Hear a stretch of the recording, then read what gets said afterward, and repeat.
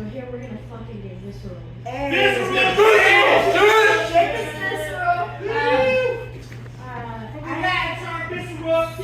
I'm also 90 days sober today. So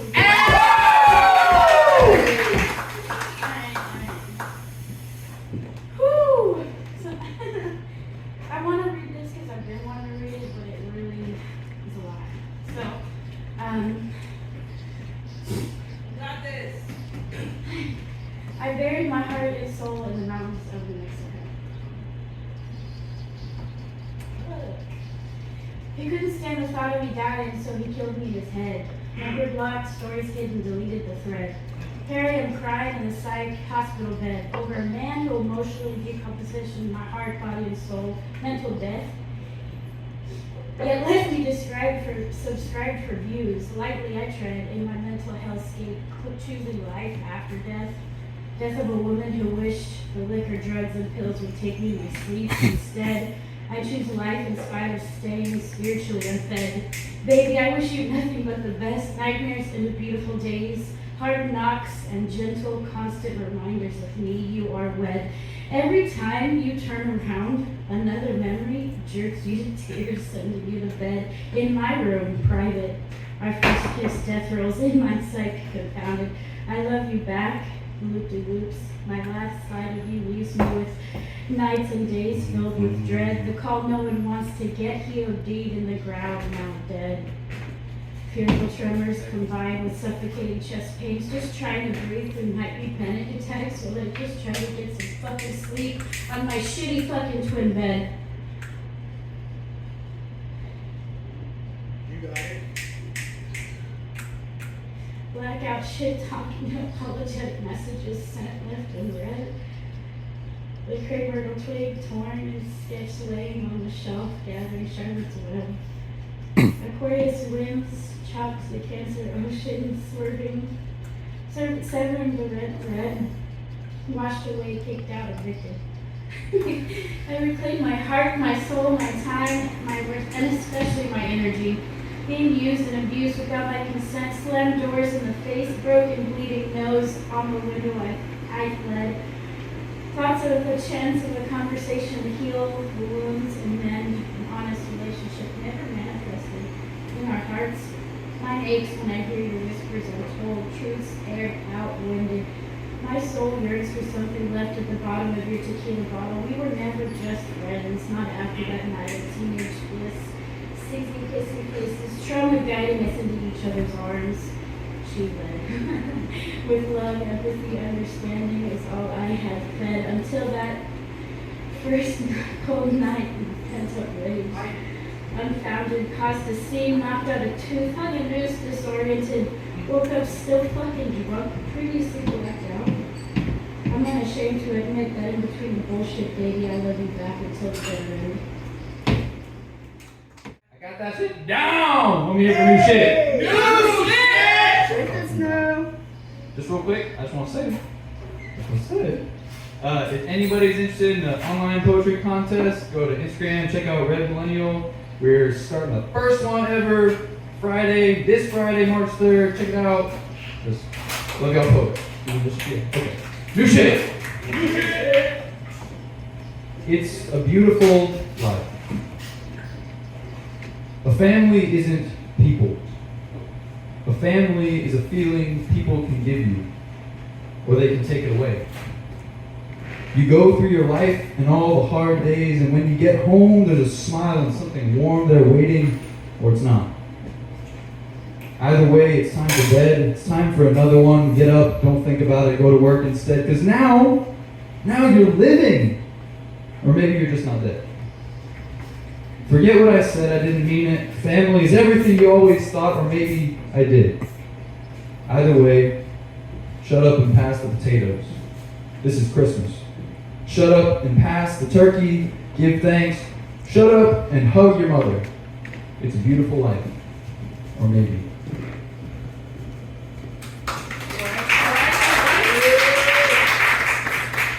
I got one more for y'all.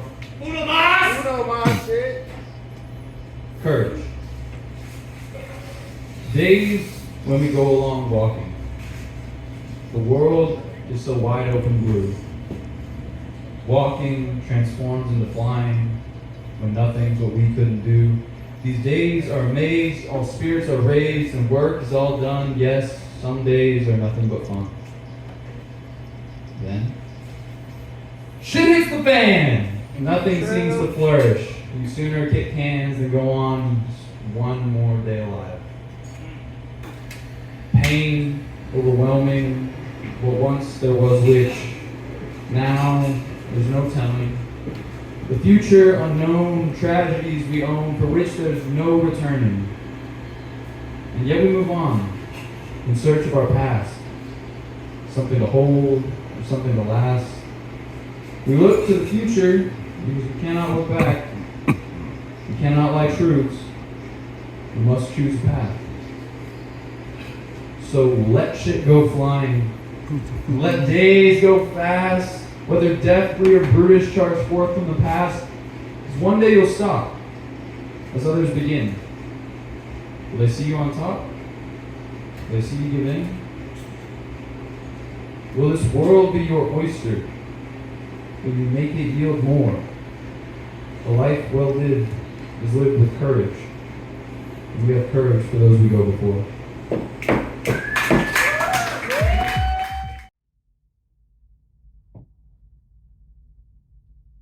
The world belongs to my West Coast father Ice Cube at the age of 2. The dawning gangster from straight out of Compton. Terror illustrates his era.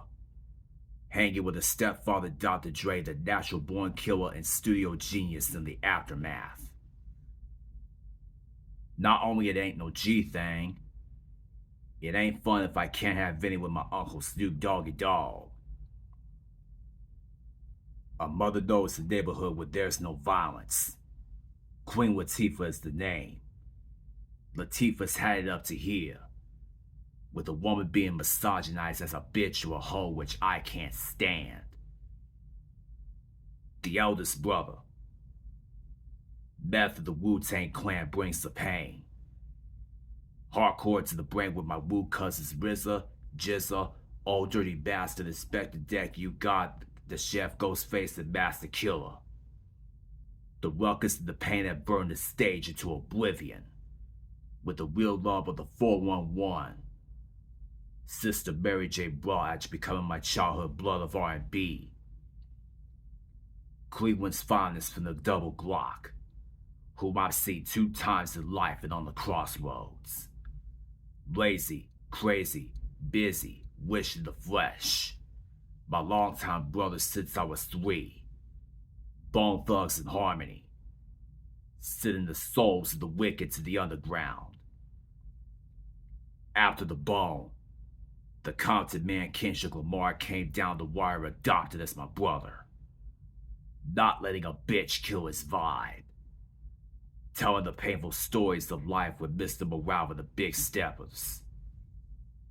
The Eminem counterpart Nate Feuerstein, or NF, never curses a word. But he delivers a machine gun barrage of lyrics and sings the theme. Mandy Lynn, my poetry mother and child soldier under the general and hip-hop father Chuck D. A woman unafraid, blasting fight the power with the people with the South being annoyed and not giving a fuck. The sister of Too Short, the Rough Riders leader DMX. Too many to name, yo. 2009, the set of 5 siblings came to her presence. The same as the poetry son, Bone Thugs in Harmony. At the age of 10, hip-hop fell in love with Big Poesía Amor, Amiga, Hermana y Mujer, Del Mundo Gorilla Cuppycake, from the Chicago Bulls turf. From the crushes of brothers Mac Miller, Dr. Dre, Lil Wayne, Kendrick Lamar, DMX, and Sister Cardi B, way too many. The East Coast has survived, as she says, fuck Tupac. She never disappoints me, as I am inspired to return to J. Cole after a few years. The Maridos Raperos, Bad Bunny y Chance the Rapper, Impossible Pero de Almos de los Dos. Here's some Tony Baker, y'all. Where your ankles are like, I've had it, I quit. Where your ankles are like, the cops is here, hide the stash. Where you got strong, independent ankles that don't need nobody. Where your ankles are like, sit your ass down, we ain't holding you up no more. Where your ankles are like, let's do the Harlem Shake in unison on 3. But where you catch the Holy Ghost, but only in your ankles. Where your ankles weigh less than the shoes you got on. Where your ankles are built in 2 weeks' notice, 2 months ago. Where your ankles are like, if you ever wear heels again, we will make you pay the price, which means you're threatened. Where your ankles are as soft as Care Bear stairs. Where your ankles had nightmares, then were getting electrocuted. Where your ankles are built like gluten-free linguine. Where your ankles are built like aux cords. Where your ankles are built in the pottery class of preschoolers. Dear ankles, we miss you, R.I.P. Not really new shit, 'cause I've been ready to go this for like 3 decades now. It's cool, keep going. You got it. So I wrote, this is a small section from a 3-page poem I wrote a few weeks ago. Also first time here, so. Virgin shit! Dear God, Friday night displays, America's present police state. Came straight home from work, cried on my couch, another heartache, another name. The scary smears across my freckled face, not because I'm single, rejected, not selected, lonely or left. It's lack of humanity. Hours taken by disarmable badges. He ran, Scorpion, he ran. And as I sit on this couch crying, you choose your media's take. Alpha badges, I see. Looks like we all watched another breathing screen display. Another name. Did he know his name would be next? Welcome to America, God, where your name is perfectly printed for profit, distracting, dividing us all. But Mr. and Miss Right, what's the proverb? For shedding innocent blood again? They all took their turns treating your body like a punching bag. How many did it take? Protect the fear of your duty. I watched your confidence with disgust. You walked away as if he laid there already half dead. Sights beyond the disgust, while demons stand at a distance. Be still but ready, people. That prize, which words cannot define, is still worth the fight.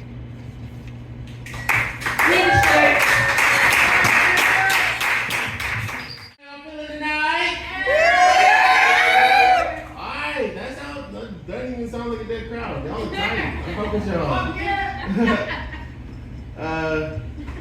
Real quick, shout out to my big brother who actually showed up. Hey. Always supporting, and I love you for it. I actually got some new shit for y'all tonight. New shit! Shut the snow.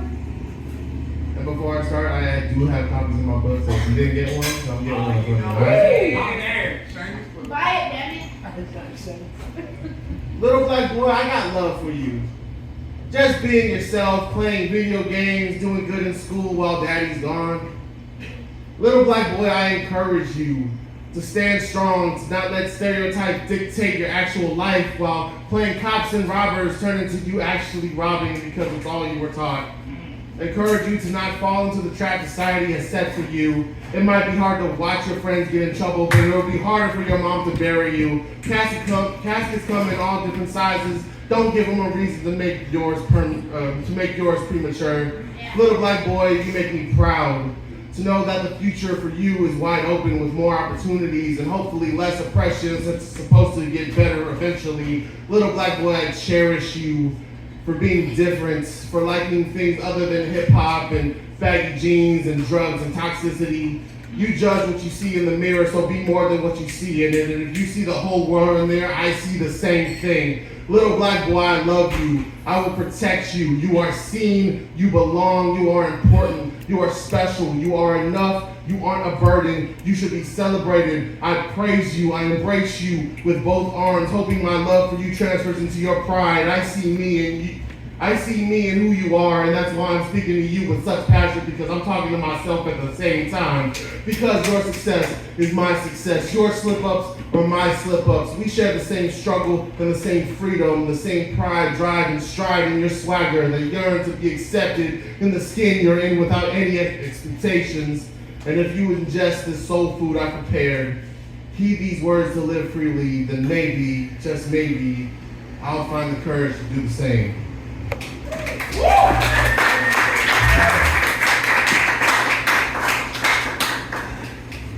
So, like I said, I did come out with a book, so I'm gonna do this one of these joints from here.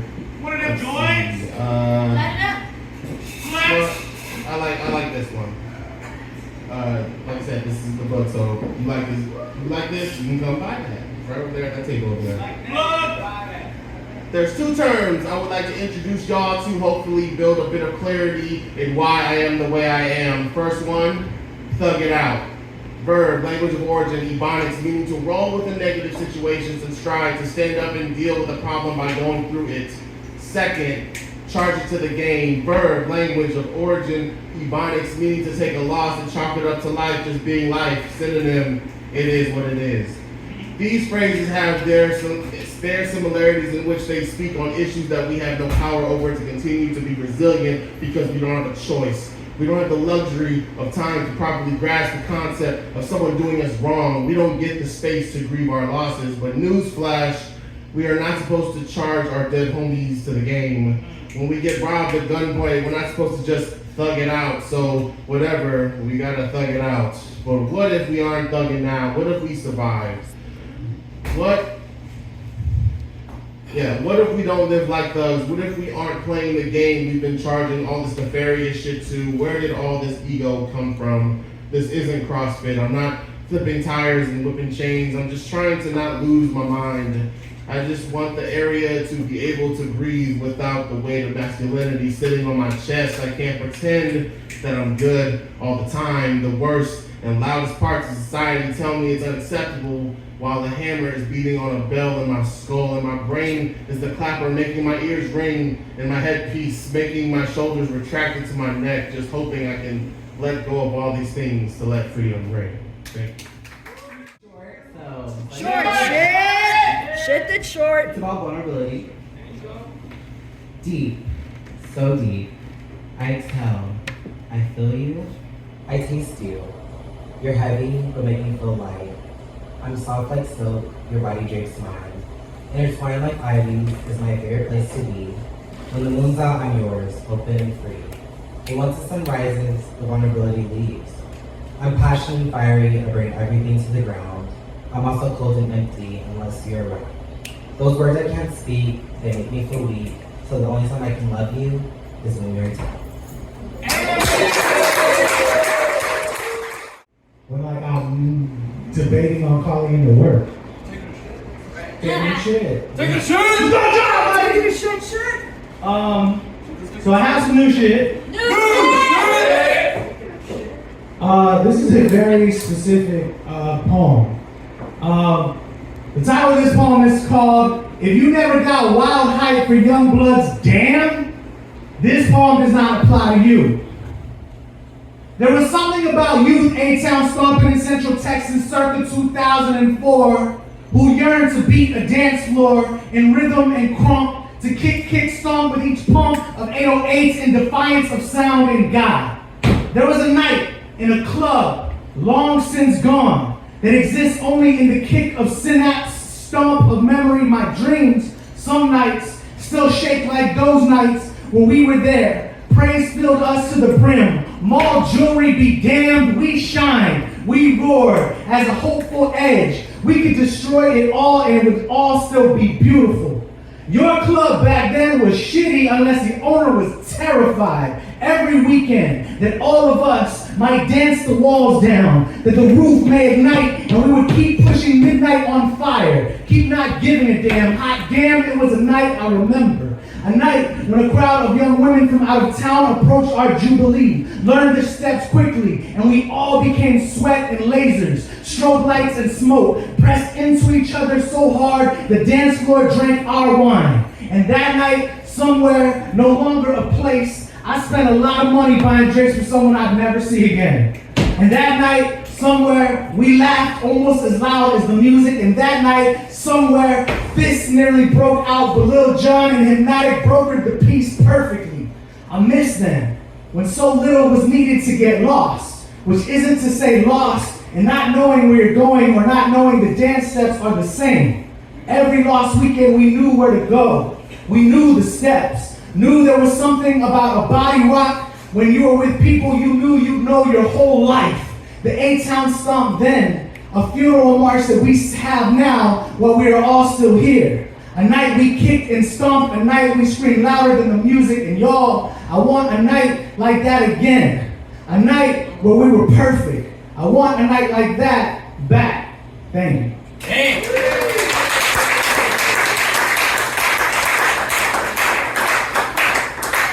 All right, I'm gonna give y'all the option. Do you want a poem about how we're all broke and we need to just kind of like revel in the fact that we're broke and be happy? Or a poem about how we really need to just enjoy when we drink or get married with our friends? The first one. Don't be straight. I didn't say it. This poem is called An Ode to Those Hood Rat Friends. If you're not snapping to that, that means you are the hood rat friend. And there's nothing wrong with that. We love you. I love you. I call my hood rat friends all the time. Sometimes I am the hood rat friend. A good hood rat friend will never let you apologize before you fucked up first. They will take your bad day on a bender, barricade the evil eye that is on you in jukebox and bourbon. They tell you, save your tears for the years that you're really gonna need them and still love you with all your mistakes.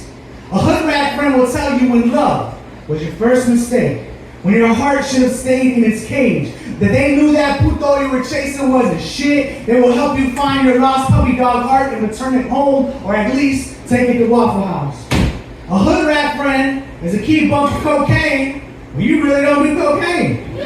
They are the medicine and the drug, homie. The bully your bad time into a good time, homie. A round of shots when you're still faded from the last round of shots, homie. To get you through the mess and the madness, homie. The life is kicking my ass. You down to go out? Shit, yeah, homie. To take that frown, turn it upside down, and drop it in a glass of beer car bomb, homie. That might not make your problems go away, might get you kicked out the club, might get you locked up, but at least you're not thinking about what brought you to this very moment now, homie. Because sometimes we all need a reprieve from being exhausted human beings. And a hood rat friend is the unexpected superhero you didn't know you needed. A good hood rat friend is the stray onion ring in the greasy bag of french fries called life. Fortune tellers, great at reading the laughter and the lagrimas, twerk machines who can twerk to everything. The crosses and burdens we carry deserve better friends. Homies, always on time and unexpected homies who tell you to reach for the sky because tomorrow might not ever come. So see the bartender and don't expect me home tonight because tonight I am reaching towards a heaven that is within my grasp. Tonight I'm doing hood rat shit with my homie. This. Sit on it. I need to take a step back. Sit on it. I just had to refresh after that. My God. F5. Don't make me laugh. I'm serious. I'm serious. Be serious. This right here is called Heart Above Heart.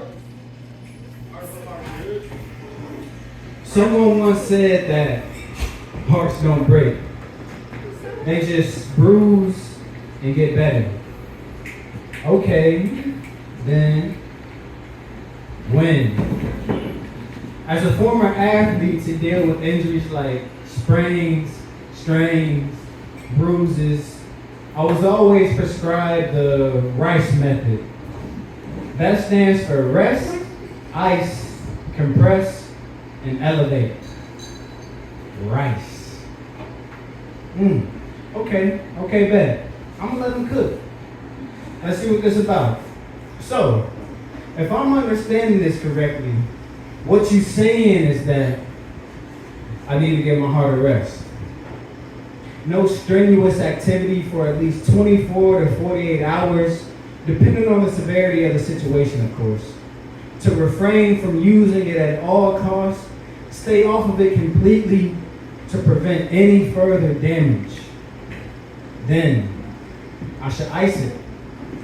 Find an ice pack, maybe some frozen peas, but who the hell eat frozen peas? So maybe some green beans. Nah, that's kind of weird too. It don't matter.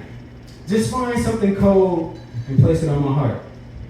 On for 20 minutes, off for 4 hours, and repeat for a few days to help ease the pain. And while I'm at it, I need to make sure to keep the area compressed. So I should wrap my heart up tightly to help decrease any further swelling or prevent any further bleeding or deter any further infection, to protect it. All while keeping it elevated at a ratio that puts the targeted area above the level of the heart to prevent any blood flow that might make the injury and pain worse. One of the most critical steps. So, in a valiant yet hopeless effort, I move to place my heart above my heart, and in the midst of failure from physical impossibility, I poetically identify the root of my inability to heal. Being unable to place heart above heart. Because see, I've tried to give my heart a rest. It's just that there's this continuum of the ones I love hurting me and me hurting the ones I love and the world just being the world, but I know the problem not gonna fix itself, so my heart must continue to work. And I understand that icing it won't really do nothing but make my heart cold. Unable to feel anything whatsoever, just numb the pain. But as an empath, I need to feel, and I need to feel deeply.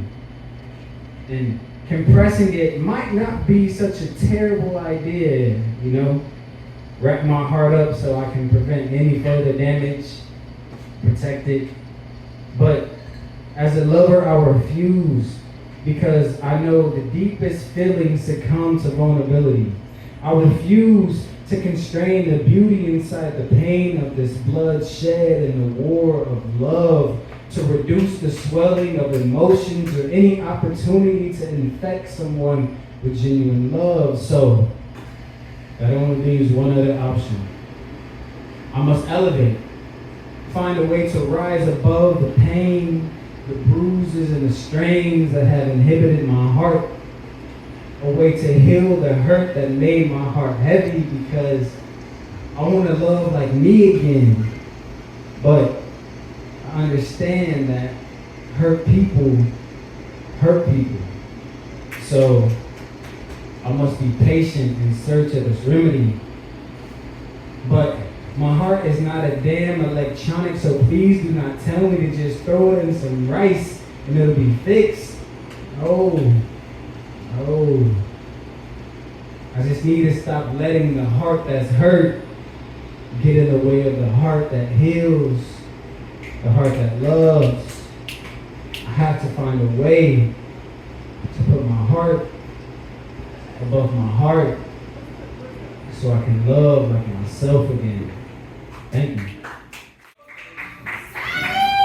This isn't new shit, but this is love shit, because This one is called The Intimacy of Oversleeping. Just 5 more minutes isn't said, it's implied. By the tightness of your arms around me, at the sound of the alarm ring. It's the hum of our terrible morning breath that is key. Submerge myself with time to stay longer at my favorite place to be. In your arms, my sorrows are gone, they are free. And even though I awake with sweat on my back, love is trapped between your waist and my cracks. Even in a deep sleep, you know you are home with me and can relax. My arm is aching, blood flow pacing, but I don't move to prevent you from awakening. I will stay perfectly still until the end of time, or until 5 minutes. Then I will endure my heartstrings being pulled like a heart, knowing I have to leave makes me want to cut open my chest and rip out my heart and place it in your arms to hold forever, until the end of time or until 5 minutes. My writing process, because it's the new shit show, right? The new shit show! Yeah, and so I haven't been able to write like a whole poem for a while, and if I did, it's on my phone and I can't find it. So I'm gonna read you some random shit. Random shit! Shit that's random, but I also want to let you know that I was in my writing group, and we used those cards and we answered those cards and created sentences. So here's a couple sentences that we used. The big excuse, no, that's not what I said. The best excuse to get out of a speeding ticket is, I left my panties at the office. Small penises and big dick egos make no sense to me. Zoo animals have orgasmic sex after the children go home. And I'd love to visit the Playgirl mansion and bat away the schlong swinging at me. Relationships are meant for good and heaven is an orgy. So that's some of my new shit. Oh yeah, here's more new shit. More new shit. Shit is more new. And probably shit. His private parts lie and tell you that they love to be thrust against your heart. Mouth lies and whispers 1,000 secrets that don't come true. Fingertips lie arched across your loyalty. All of his body parts lie to yours. Twist their own invalid version of hard truth. Your private parts lie and tell him that you will keep him warm and sheltered. Mouth lies and tells him that the heat blazing between your skin is the brimstone of rapture. Fingertips hold on tightly to a man only here to release himself and leave. The empty house reminds you that bodies tell lots of lies. Dude, don't fuck that guy anymore. Trying to dodge this body, this age. No, I should. Yes! I'm sorry. Yes! Okay. Yes! I'm really overstimulated tonight, y'all. Yes!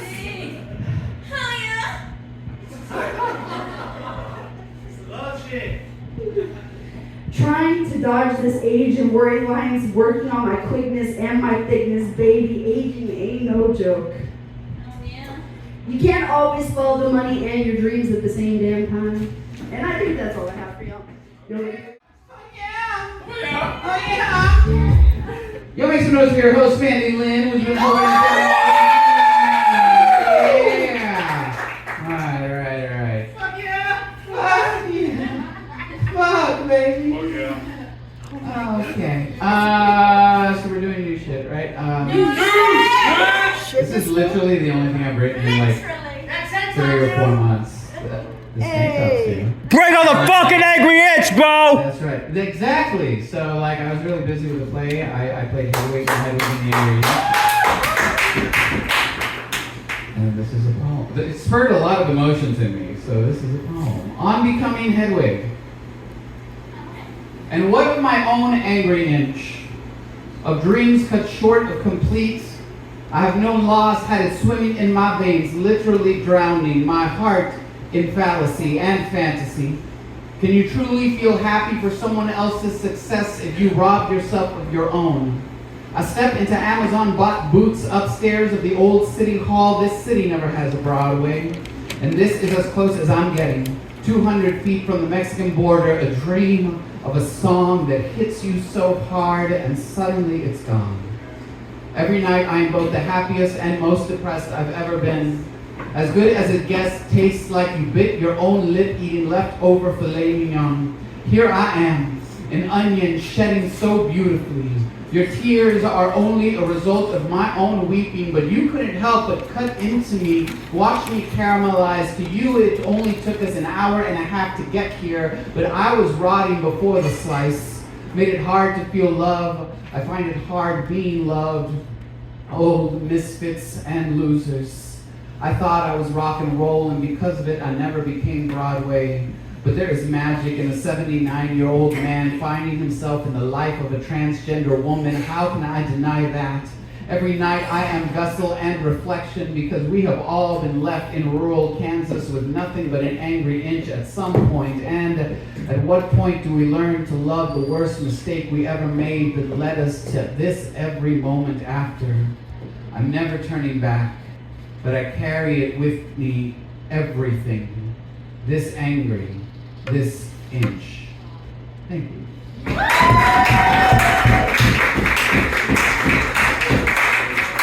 That's the newest poem I've ever written. Now I'm going to do the oldest poem I've ever written that I still perform. Someday, I want to be a rich gay. See, I want to wake up in a world where my biggest decision is having to decide what pair of bumblebee-eyed, Dolce & Gabbana, overly priced sunglasses goes best with my fuck me pink Versace shirt. I mean, you know the kind. I know you know the kind, but you know the kind. With the stitching in a different color to accent my curves and the embroidered design of a dancing dragon descending from my left shoulder. I want to be former governor of Texas, Rick Perry kind of rich gay. See, I would have so much underwear that Calvin Klein would ask to borrow mine. And yes, Tyra, I am America's Next Top Model, and you are just a skank with a 5-finger forehead and an E.T. is saying, bitch, go home already. You see, if I were a rich gay, there would be no dispute when plans were made because it say at way, ooh yay, a say, it is my way or the highway. And if you choose the latter, you will be choosing to be cruising my 1993 classic Hummer Humvee because gasoline is no sweat for me. A 30-gallon tank is what I call my cock. So if I were a rich gay... Wait, let's do this the right way. If I were a rich gay, all day long I'd do it in the bum. If I were a wealthy fag, and I am... Sorry, girlfriend. I know I told you I understood the night you cried to me about the end of your 4-month relationship, but I lied! Because as a rich gay, I don't do boyfriends. I'm as fuck, suck, ride, rump, nibble, tickle, and torture every beefy bottom and thick, throbbing top from the Rio Grande all the way to the Rio Chiquito because we all know that size doesn't matter when you're a rich gay. I walk into a club with gold-plated testicles and you'll be lucky if I let you shine the left one, so yeah, I want to be a rich gay. Because it seems like rich gays don't have to worry about real-life shit like love. Like the cute boy at Kirby Lane with the holes in his ears who smiles every time he hears my keys jingle through the front door, or with a tattoo artist who seeped his ink under my skin and tattooed his name to my heart, or with a junkie who joked about being clean as he shot empty promises into my veins. So yeah, I want to be a rich gay. But if someday I'm not, would you love me anyway?